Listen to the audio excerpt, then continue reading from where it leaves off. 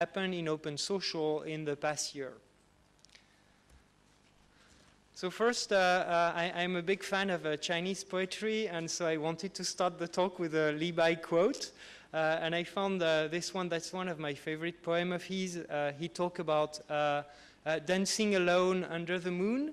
And what makes me think about OpenSocial here is that this guy is alone, he's kind of drunk, and he's dancing alone with the moon in the mountain, and he talks about how his shadow and the moon are his two friends there. So even that guy who's pretty, like he's very poetic and he lives by himself, he needs some friends, and we all need some friends, including online. So the goal of OpenSocial was to make the web better by making it social. What does social mean? For such notions as social that are very overloaded, every culture has their own definition of what that means. I find it pretty useful to go back to kids to ask them what that means for them. So I asked my daughter Eliette here what she does with her friends. And so she came back with a bunch of drawings, looking at each other, all the picture, talking, all collaboration. You've seen the wave demo. That's a very good example of all that stuff together. Laughing, we want to play games and have fun on the web, helping each other, collaboration, reading together, sharing links, doing projects together. So that's collaboration again. So essentially the web is a good thing. Social is really deeply rooted in human nature. So building the social web is a better thing. OpenSocial was introduced 2 years ago at an event we call Campfire One. That was our first one, actually, at Google. And it's an open specification. All the social networks in the world except Facebook and Microsoft are behind it. So it's been pretty successful. The goal of OpenSocial is to standardize the APIs that you need to build a social application. So instead of asking your users to just reinvite all their friends to share pictures or to share presentations, you just leverage all the social graph that they have built in all these social networks like Orkut, LinkedIn, High5, 51.com in China. So users just build their social graph there, and then social applications have access through APIs to all these social graph data. And essentially there are three areas. One of them is the application can grab the user's profile information, and then it can ask for the list of friends for the user, and then it can get or post to the user's activity stream. So it's been 582 days since OpenSocial was released, and it made a lot of progress. There's been lots of changes in there. Last November, we had the first anniversary for OpenSocial, the first birthday. And OpenSocial was really, it's not a Google thing, it's really an open specification that's built by many, many different social networks and social apps developers. So what we hope for OpenSocial when building it is that it would be good for users. Essentially, users are building all these social graph where they define who their friends are, and that takes a lot of time. Once they've done that, they have more things to do with their friends on the web. All these applications are popping up that allows us to leverage these relationships we have formalized in social networks. So for developers, the goal is very simple. It's just the ability to reach millions of users with much less effort. Social applications are viral by nature. The activity stream helps other people discover your application. And social application developers have had pretty good successes with building their app on social networks. And then for social networks themselves, the engineers at MySpace or Google or 51.com cannot build all the features that people want to use to interact with their friends with.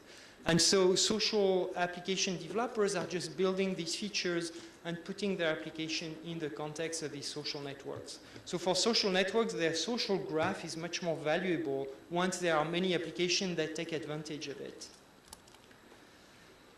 And then it's good for the web because the web was becoming more social and there was one API out there that was proprietary. Now with OpenSocial, we have a horizontal layer that takes care of the social aspect of the web, and that's the standard. So anybody can build upon it, anybody can build their own implementation of it, and it's much better for the web. And we've seen lots of innovation there.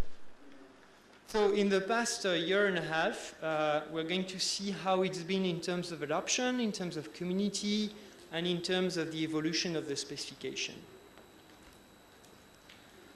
So for OpenSocial adoption, it's been really good in the past year and a half. The reach is huge, it's global, and it's growing.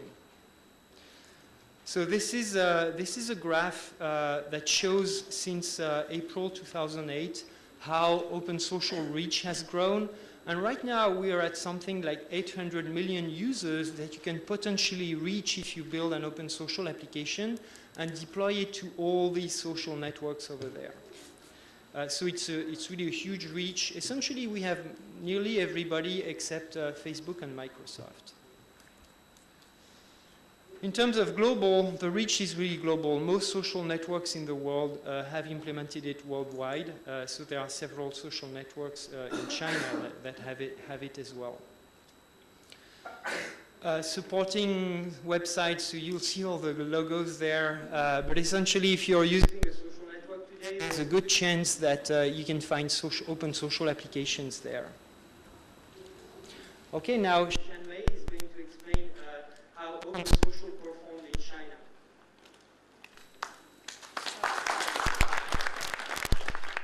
So about a year ago, many popular sites in China promised to support OpenSocial. And a year later, we found that all these containers actually did deliver. So the big ones, I mean, the ones that started off first were like Iqi, MySpace, and Tianya, and then Xiaonei and Wuyao joined later.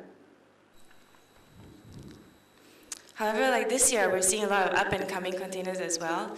These are sites that you don't normally think of as typical SNS players, but actually they're very interested in engaging users in social games and apps and activity on their site. And so they have just come up and said, I'm going to install Shindig, I'm going to run OpenSocial on my container. And this kind of speaks to also how easy it is to get up and running with a container, get up and running with an OpenSocial platform.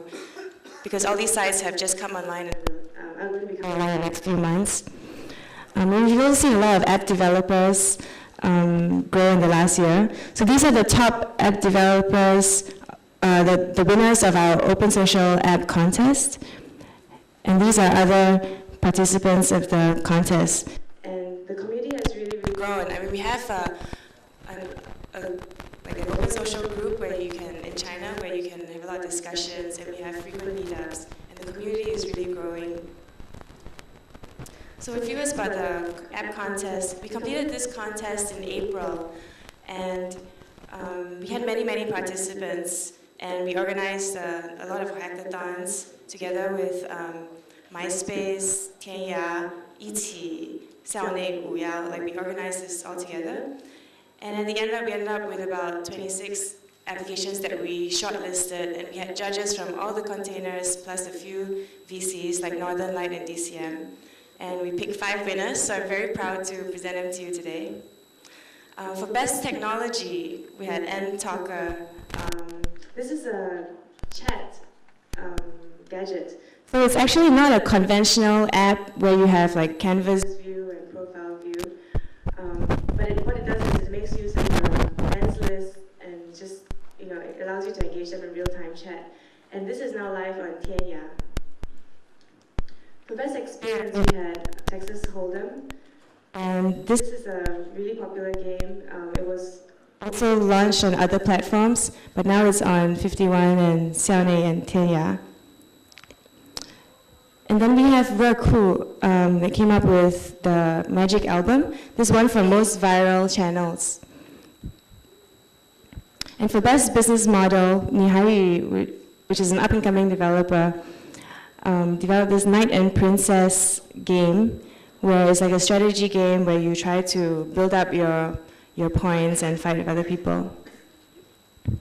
And best overall was by 奇聚互动, this game called 原始人也疯狂. This is one of the top rising apps on Xiaonei. It's a very mature flash game, very fun to play. You should try it out. So where does that bring us, OpenSocial, today?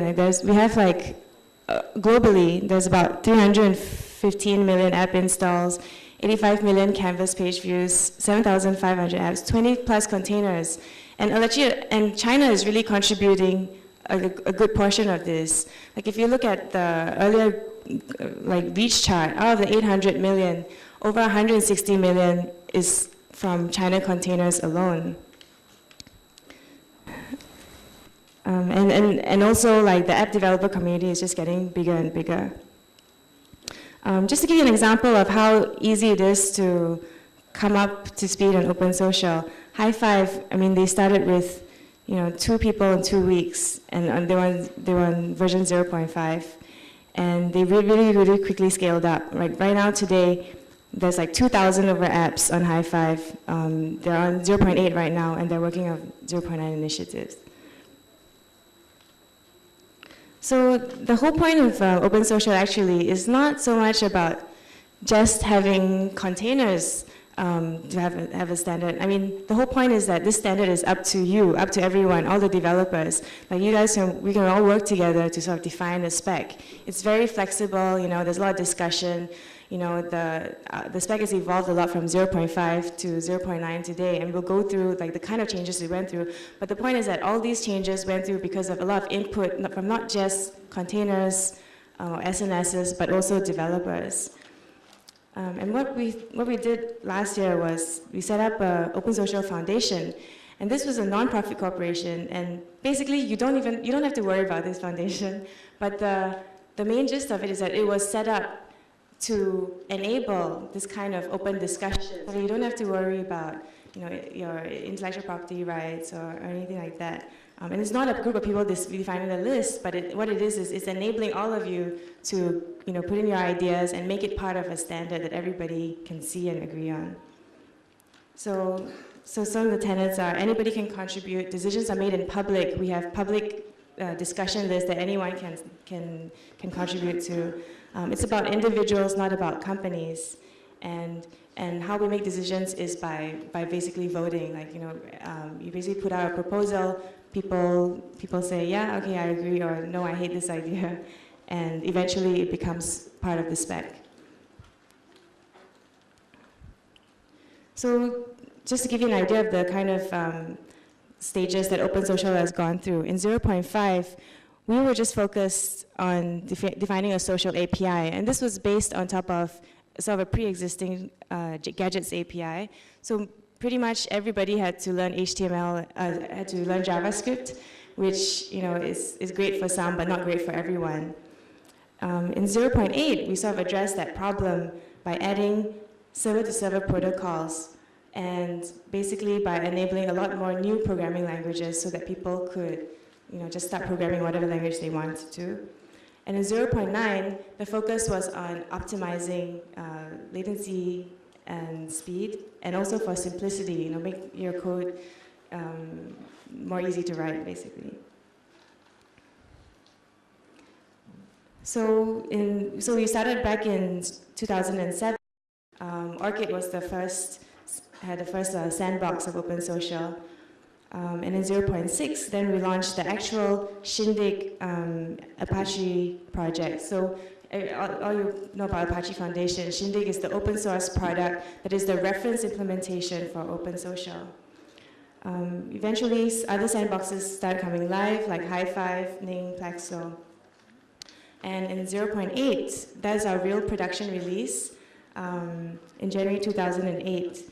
And High Five, MySpace, Orchid became running this. And then our Chinese containers also came online. And in the current version, we've updated the JavaScript API. It now contains a RESTful protocol and the RPC protocol, which are the server-to-server protocols I talked about earlier. And now pretty much I think all the containers support, most containers support 0.8 in either sandbox or production. So in China, we have still 2 versions running production, but this is the latest state. So 0.8 is the, I guess, the preferred model right now, preferred version right now. So a little bit about RESTful and RPC protocols. So this really allows you to do, so it opens up the possibilities a lot for programming outside of just, a little gadget running in your browser. So aside from running like just apps in the website, you can actually run mobile applications. And then using like authentication, you can actually run like OAuth and all that. You can actually run apps on any site as long as you allow the user to supply their credentials. So before and after 0.8, before we only basically allowed JavaScript only development for apps. And after, well, we're going to show you that you can develop in your favorite language and access social data from anywhere. So for this RESTful and RPC, we've come up with, the community has developed a bunch of client libraries to make it easy for you to program in whatever language you want. So the Java, there's Java, Ruby, PHP, Python, and actually what we're releasing actually today at this GDD is ActionScript client. So these enable you to really just make use of whatever language that you want. And another thing that I want to talk about is the virtual currency API. This was another thing that was released quite recently. So 51.com and High5 both support this protocol. What happened was Netlog already had a virtual currency implementation, and so a bunch of us got together from High5, 51, Google, Netlog, and actually many other app developers also contributed, but everybody got onto this one thread and started discussing, if we wanted to implement this, what would it look like? And we recognize that virtual currency is an up-and-coming way for app developers to make money other than advertising in social networks. So there was definitely a need, and we wanted to have like a standard way of app developers to do this so that they could easily port to other platforms. So this is the demo that I did at the keynote earlier, which was to show that, so basically this whole pop-up payment interface is defined by the spec, as well as the server-to-server communication. And now that we have it running on both containers, it's actually, the proposal has like now a reference implementation, and what we're doing is we are getting it included into OpenSocial 1.0. So we have a couple of talks coming up later today, and I wanted to highlight that if you want to find out more about the client libraries, especially the Flash library, the RESTful RPC protocols, and the virtual currency API, you can attend the 410 talk. So on to new things, like for OpenSocial 0.9, the goal here was to enable a much faster development experience. I mean, one of the problems we've seen is that, as we'll show in later slides, that with the current model that we have, there's just so many data requests going back and forth with the JavaScript, between the browser, the container, and the application server. So we sort of designed a whole new workflow so that we can streamline and reduce the number of requests. And also, by having, we have this new tags and templates. So this allows you to really reuse bits of your code, makes code more readable, and also, most importantly, makes your code shorter. And Patrick will go through some examples.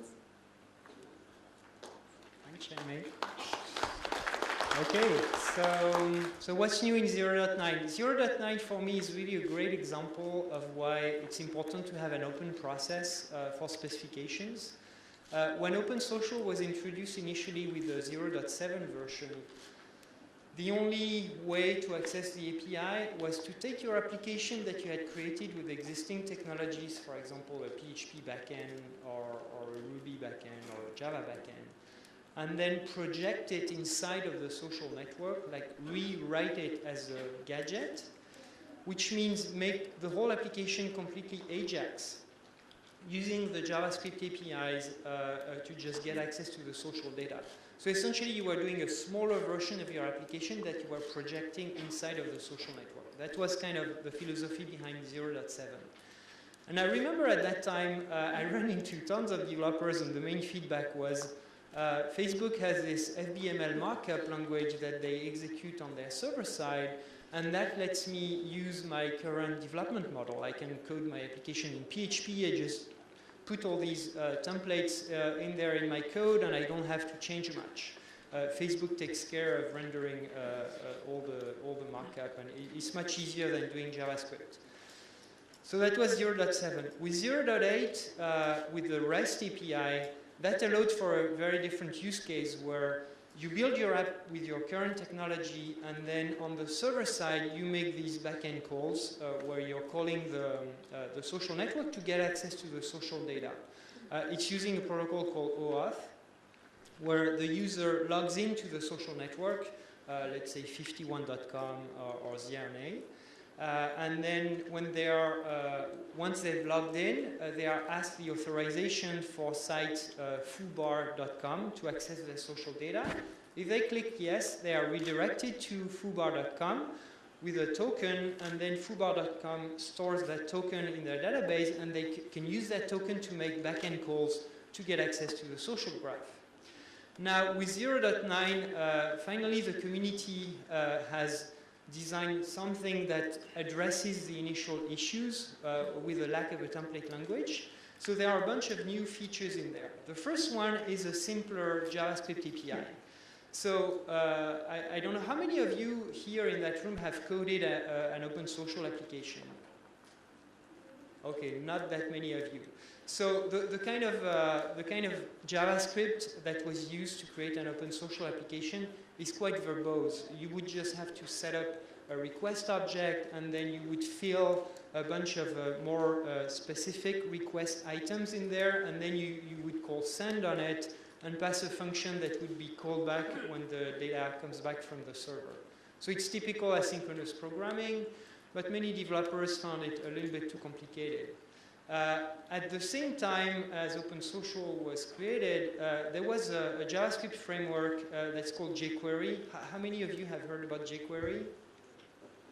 Yeah, a little bit more. It's really my favorite JavaScript framework. And jQuery has this model where you can just pipeline all your requests. Every function call just returns a set of objects that you can apply to the next function call. And essentially, OpenSocial simplified API is very jQuery-like. So the API calls to get the viewer here looks like something like that. You say people.getViewer, and then you just pipe that to execute, and you pass a callback in there. And your callback will be past the viewer object. So it makes for much simpler JavaScript code for people who want to create their app in JavaScript. Another feature that's pretty important is proxied content.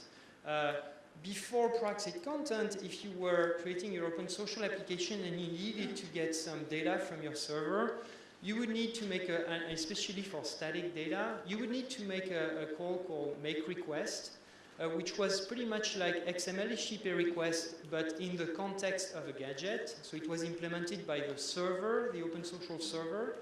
And so when you were using makeRequest, your request was passed through the server. Eventually it would be signed by the server, so that and then the server would make the request to your site. Your site could verify the signature, making sure that this is user 123 from ZRNA that's coming and not some random spammer. And then your site would give back the HTML, and then you would display it dynamically inside of your app, inside of your gadget. So with proxied content, it's much easier. You just define a view. Here I define a view called home about, and then a href, which is the content that will be just fetched by the server and served inside of your app. So it makes it super easy. And then there are three important additions, which are templates, OSML tags, and data pipelining, and I'm going to go in more details about these ones. Templates and data pipelining are available in Orkut today, in the Orkut sandbox, so you can start playing with that on Orkut. If you don't like Orkut, you can download Shindig, the reference implementation for OpenSocial. Just build it, 0.9 support is in there, and you can start playing with that. So templates. The idea of templates is that instead of doing some JavaScript calls that call the server to get the OpenSocial data and then manipulating the DOM to represent all that, you just create some templates that are executed by the container and filled with all the data that you want, the social data.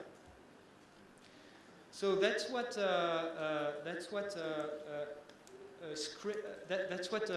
getting some data about a person, here the viewer, looked like in the old model. You can see it's quite verbose. So here I'm building a data request. In that request, I just put a fetch person request, which is a request to get profile data about someone. In there, I specify that the person for whom I want to get the data is the viewer, which is the person who is logged in the network and is looking at my application. And I give a string that will let me retrieve the result into the result hash map that comes back from there. Then I call request.send. I pass to it a function that will be called asynchronously when the result comes back.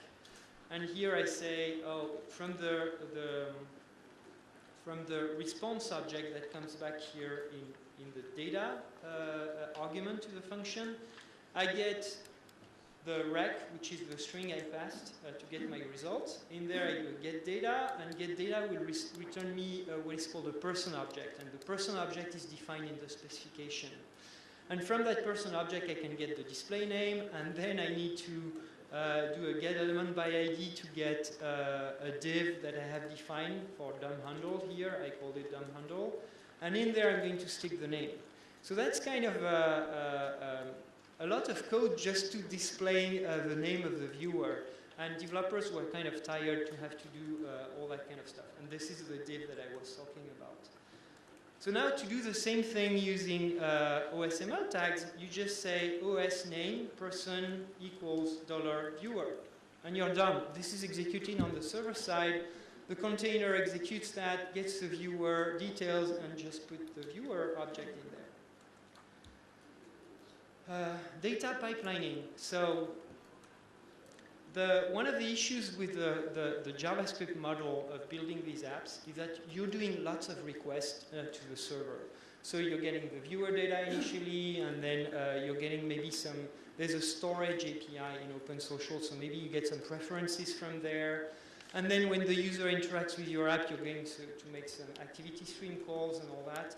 There's lots of back and forth between the application and the server, and that kind of slows things down. So in order to do that, in order to simplify that and to make the apps more streamlined, OpenSocial 0.9 introduced a notion of data pipelining. So here it's a more declarative way to just specify all the data that you need in your application, and then this data will be fetched by the container in one shot. And it will be available in your HTML to display. This is available in iGoogle and Orkut sandboxes, and you can use that also with Shindig if you just don't want to create accounts on these ones. The OpenSocial community, there's lots of documentation about OpenSocial on opensocial.org. So as Shanmei explained, the OpenSocial specification itself, the intellectual property for it, is owned by this foundation. And the goal of the foundation is to make sure it stays open and that no one big player can influence it. Now, the rest of the discussion happens in discussion forums. So if you're interested into creating new extensions for OpenSocial, you can very well just post into it's called the OpenSocial and Gadget spec Google groups, and you can just post there and make a proposal. Like the proposal for payments was just made in the forum a few months ago, and now it's been adopted as an extension. Another interesting resource is the Central App Directory, directory.opensocial.org, that's always beefed up. And there's a wiki as well for documentation, so if you find some cool new tricks or want to write some technical articles, this is a great place where to create your article. I talked about Shindig. So Shindig is for people who are more interested into implementing the server side of OpenSocial. And Shindig is a pretty massive piece of code with a Java version and a PHP version. I remember when we were planning to do that project initially, the goal was to say, we build this specification in order for social network to adopt it, to make it easier, we're going to create a reference implementation of it in Java. And I remember we told that to Eric Schmidt, Google CEO, and he told us, if you're doing that, you don't do a separate code branch for that. You just take the code from our code that runs our own service and you just open source it. And so that's what we did with Shindig. So Shindig is very pluggable and it contains a lot of code. The four main parts is the gadget container. So we have, the container that parses the gadget description and adds the script that implement the gadget API. So that's part of that. So the gadget server serves all these files. The OpenSocial container JavaScript. This is the implementation of OpenSocial on the server side. So in your gadget, when it's an OpenSocial gadget, the server injects a JavaScript implementation of the APIs that you have access in OpenSocial. And that API talks back to the server. On the server side, you have a few either Java or PHP interfaces to define profile service, list of friends, and activity stream. When you provide the implementation, you go to your database and implement the service on your side, giving back some native Java objects. And then Shindig takes care of marshalling all that as REST API and JavaScript API. So there's lots of infrastructure for free in there. And actually, you could use it into other projects to expose different kind of APIs or extensions like the payment API. And then there's a data server, that's what I was talking about. Shindig also contains the OpenSocial client libraries for the REST API in PHP, Java, Python, Ruby, and ActionScript. Another interesting aspect about OpenSocial is that there were a lot of aspects. There were a lot of aspects on the web that needed open standards. It started with OpenID that was kind of taking care of the identification problem. And then historically it started with OpenID and then OpenSocial was created. And in the past 2 years, there's been a whole bunch of specs that are linked to OpenSocial and OpenID that start to form what we call the OpenStack.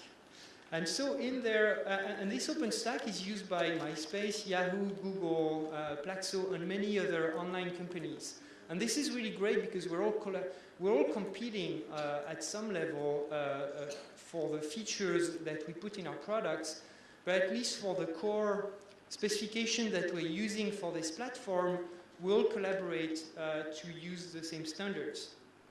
And that allows us to create new products and to innovate faster. So the stack today is comprised of, it starts with OpenID, how to identify yourself on a site. Then there's a spec called XRDS Simple.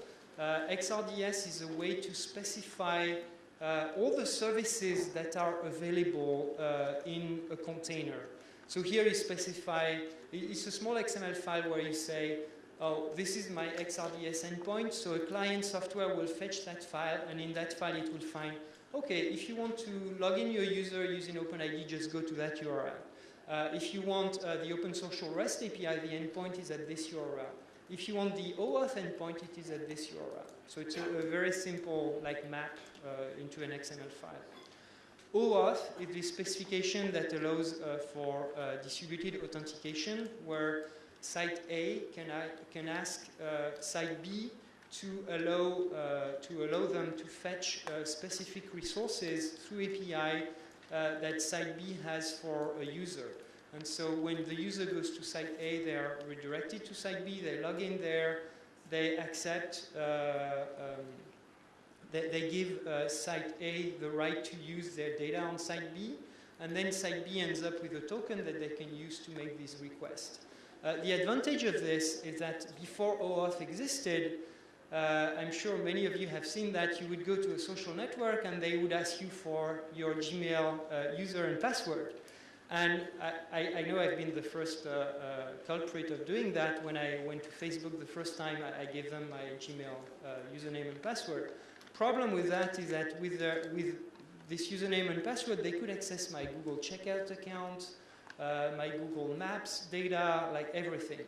So OAuth kind of solves this issue where this is Google authenticating me. I give access to Facebook, for example, to only my address book in Gmail, and if I want to resiliate that access, I can do so.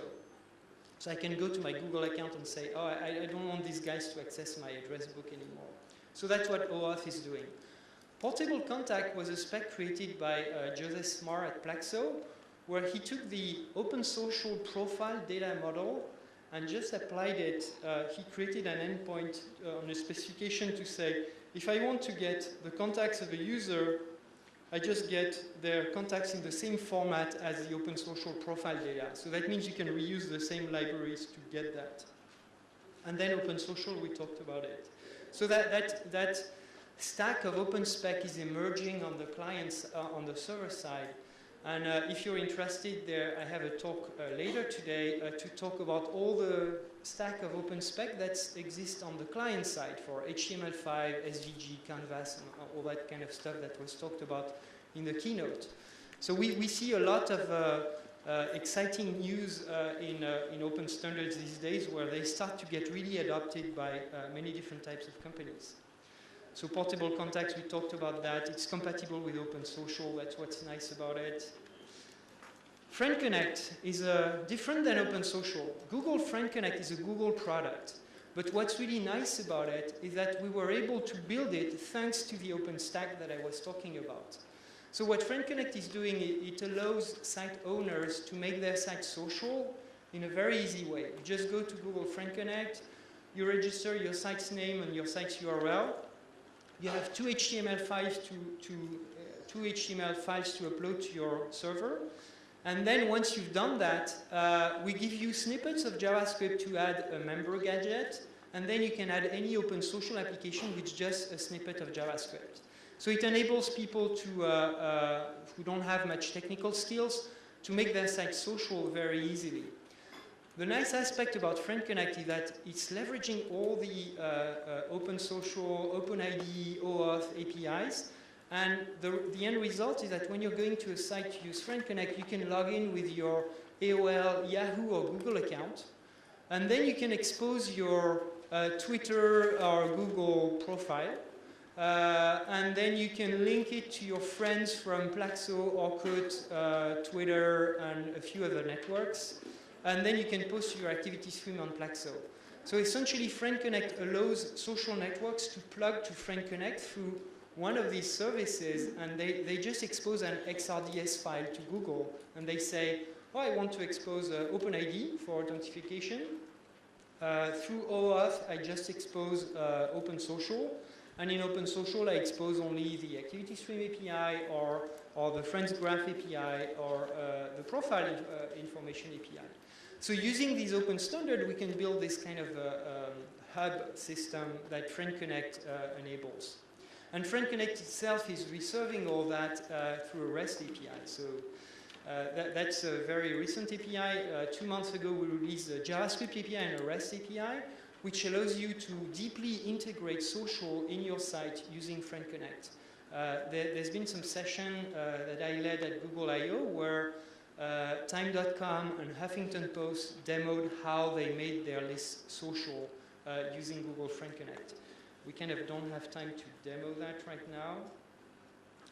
The last thing, last aspect I wanted to cover is that OpenSocial came from the consumer world. It was designed by big companies who were doing social networks. But now, this year, it starts to get adopted in the enterprise. And at Google I/O last week, we had a great session, OpenSocial in the enterprise. where some people from SAP, Exoplatform, and Atlassian showed how they implemented OpenSocial for the enterprise. So we expect that this will be a trend in the enterprise in the next year, and it goes into that common theme where all the Web 2.0 kind of cool technologies are designed on the consumer side of the web, and then gradually they get adopted by enterprise vendors. So SAP talked about what they needed in OpenSocial. So OpenSocial is open, and SAP and all these other enterprise vendors, they want to add a security model, federation, and other kind of specification. They're working on a white paper of what they need to adopt OpenSocial in the enterprise. Exoplatform, we did a tour in Asia with them. Actually, Jeremy Josselin, the guy who implemented it for Exo, is in Beijing right now. He's working here. I don't know if he's in the room, but you can find him at the conference. And so they implemented OpenSocial in their portal server, and it's one of the first implementation of OpenSocial in the enterprise. And more recently, Atlassian integrated OpenSocial in their solutions as well. So OpenSocial in the enterprise is kind of a trend that will be for next year. It's something to take a look at if you're working on enterprise software. So are we there yet? Yeah, there are lots of technical challenges and community challenges. The focus for OpenSocial 1.0, so there will be a 1.0 version. That's what the working group is working on right now. If you're interested in participating, just go into the group.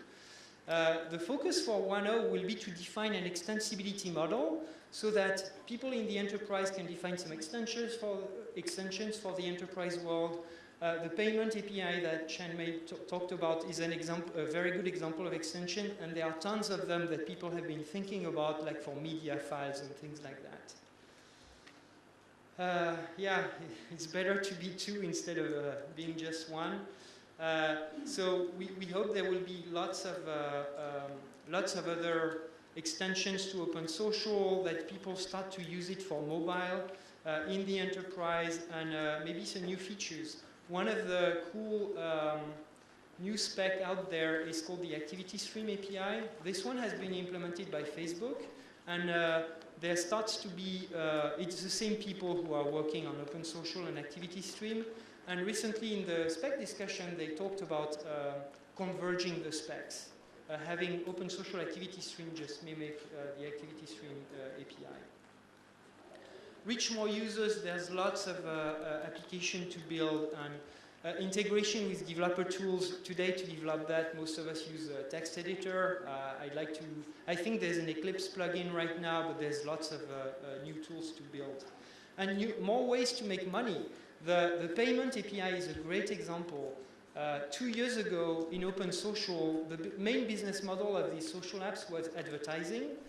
Right now with the crisis, advertising is not in such a good shape, and there are some new business models that are emerging as more important for social apps, and having virtual currency and virtual payment is really at the heart of that.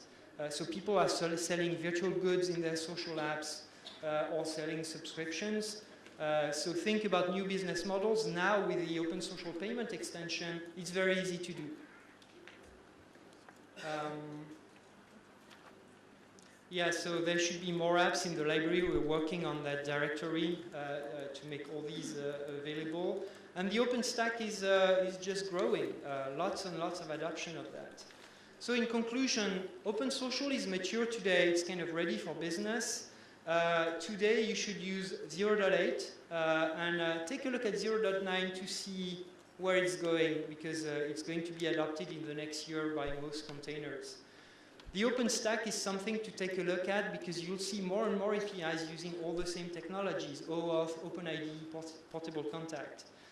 2009 will be the year of Activity Stream, so we're really moving to the real-time web where your activities are centralized by social networks, so it's Twitter, Facebook, and friend feed. And there's a working group to standardize all these pipes. This presentation will be on SlideShare in an hour or so, but it will be on the website as well. You can find all the links in there that we talked about here. And we have a few more sessions today, so about how to design an app, hosting OpenSocial apps, and some coding recommendation and talking about Friend Connect. Thanks very much. Now, do you have any questions? And I think there's a mic. Yes? I have a question about the style of... If you can take the mic, thanks. Yes? My question is about the style of the OpenSocial applications. When we develop a web application, we want to make the whole page look consistent. So OpenSocial applications and the OpenSocial containers are developed by different people. So how to make sure the application is consistent with the container?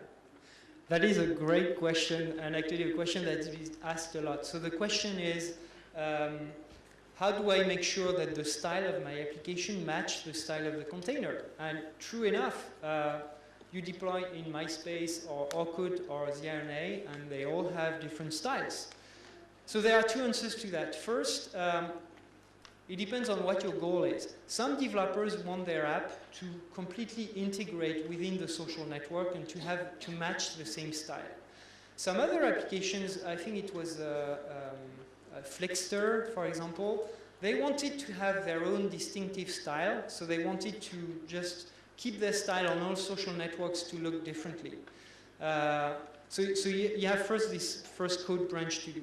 Then the second answer is if you want to really match the style of the container, I think there's been some discussion in the spec list about having some standard CSS names defined in the specification. I don't know what the status of that proposal is, whether it was applied or not. So you need to check in the Google groups. It's Gadget and OpenSocial spec list. Whether that happened or not, I don't think it's part of 0.9 yet, but I may be wrong. Then what you have to do today to make that happen is essentially you're doing, as part of the OpenSocial API, you have access to the os.environment JavaScript variable where you can grab the name of the container. And then you need to just apply a different style sheet based on the container in which you are. What I would expect to happen, instead of waiting for the spec list to specify these standard styles and wait for all the containers to implement that, I'd like to see some people implement, as part of Shindig maybe, an open source JavaScript library that would just check the os.environment name of the social network and then define the styles themselves. So the library would just isolate you from all that. It would just say, oh, for MySpace the style is named this, and we would map it to a standard name so that in your app you could use standard style names and let the library take care of doing the mapping. So if you're interested into starting a project like that, just shoot me an email, because it's been a while I have heard about that. Any other question? Hello, yes? Patrick. So one question about... yes, sorry. I just surprised to say that OpenSocial could be used in enterprise. And I just wonder, so what kind of business models the OpenSocials use in enterprise, such as SAP, as a collaboration tool or collaboration platforms. And I know the Microsoft provide a powerful collaboration platforms in enterprise. But what is the difference between the OpenSocials used in enterprise and between the OpenSocial and Microsoft collaboration platform? Thank you. Okay, so the question is, what is the difference between what OpenSocial in the enterprise could provide and the Microsoft collaboration platform? So for that, I would say they don't address these two technologies. I would say don't address the same level of collaboration. So Microsoft collaboration platform, as I understand it, is you just buy the whole Microsoft suite and you have access to deep APIs and implementation that provide the collaboration for you. What OpenSocial in the enterprise is more a set of specification that different vendors that are vendor neutral, that different vendors will implement so that you can build collaborative applications that work in each of these vendors' containers and that work seamlessly through them. A little bit like OpenSocial allows you to write an application once and deploy it on MySpace, Orkut, Xerox, or 51.com. So that these two technologies are at different level. On one side, you have a vendor implementing a whole stack, and you have to buy into that. On the other side, you have a set of specifications that allow you to write once and run everywhere. It's a little more similar to what Java G2E was about than being a specific implementation of collaboration technology. I hope that answers the question. There was another question around here. There's some relationship between Google Social and Google Wave.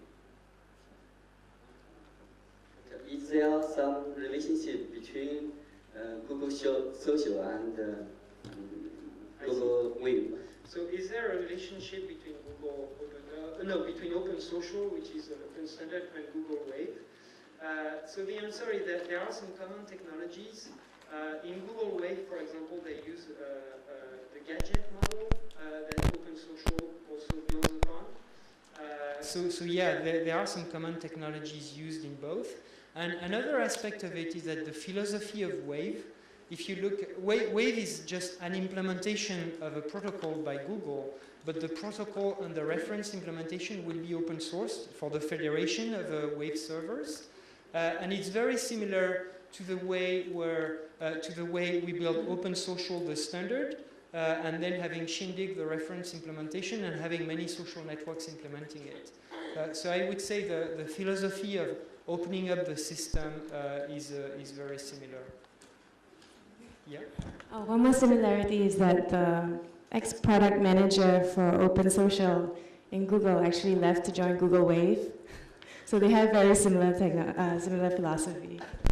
Yeah, Dan Peterson, who did the demo during the keynote, used to be the product manager for OpenSocial. So you can expect a lot of the similar opening up as happened with OpenSocial. Yes? So there is OpenSocial platform and the Facebook open platform that we are facing today. Is there any collaboration work that your CAM is working with the Facebook to get to some convergency point so that as developer we can more easily develop a single app for all the SNS sites? So that's a classic question of the relationship of Facebook with OpenSocial. So OpenSocial is an open specification, and we do hope that Facebook ends up implementing it. Right now, they chose not to implement it, so you have to, if you want to create a social application that runs on both networks, you have to create a Facebook version and an OpenSocial version. Now, there are some tools, like an application called OpenSocket, that lets you build an OpenSocial application. An OpenSocket is a Facebook application that lets you serve an OpenSocial application inside of Facebook. So they are mapping the APIs. So when you're making OpenSocial calls, OpenSocket just calls the Facebook equivalent API calls and serve you the right JavaScript for your application. So there are some bridging solutions. I would hope that Facebook would implement it one day, but today it's not the case. That said, one thing that gives me hope is that for the activity stream part of the specification, the new activity stream spec that was released, I think, a month ago, this specification is developed by the same people who developed OpenSocial. So it's Joseph Smar and Kevin Marks at Google and all these guys. And this time Facebook is part of the working group. And what gives me a lot of hope is that they were the first one to implement the activity stream API. So there's some hope in there. Yes? I mentioned that there will be a virtual money to the OpenSocial system. So what's the exchange rate to the different virtual money between the BBS or container website? Oh, sorry, can you... I mentioned that there will be a virtual money to the OpenSocial. A visual? Oh, virtual money? I forgot. Virtual currency. Oh, yeah. How to process the different exchange rate? Because the exchange rate from the HF5 or to the 1.com is different, you know. Yeah, so the question is about virtual currency and exchange rates. Oh, the time is outside. I'll just answer this one. The thing is, the virtual currency specification, the way it works is that you buy the virtual, you're a user of the RNA, for example, or 51.com. You buy your virtual currency from 51.com, and then it transfers into some amount of that virtual currency that then the social application can use.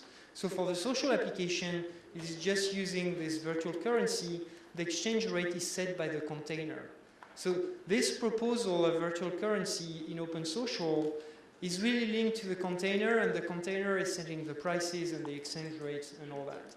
Now, there are some different ways of doing virtual currencies in social applications using, for example, Jambool, Social Gold. So there are some third-party platforms that provide your social app virtual currencies, and they may have different settings for the exchange rates. Yes, I could admit, but there will be a different website, and not only High5 and 51.com, you know. So there will be a lot of the relationship between the website. Yeah, so the question is when I'm using virtual currency on different websites for the same application. And the answer here is a user on High5 is buying his virtual currency on High5, and if he uses your app on High5, you will spend that you will get that the credits in the virtual currency from High5. Now, if the same user has a 51.com account and they log in there, they're a different user and they buy the virtual currency on 51.com, and then you'll get the credit from that company. So as an application developer, you need to have this relationship with all the containers on which you deploy your application using the virtual currency. And another question, that the container website will pay the money to the Google or OpenSocial? Oh no.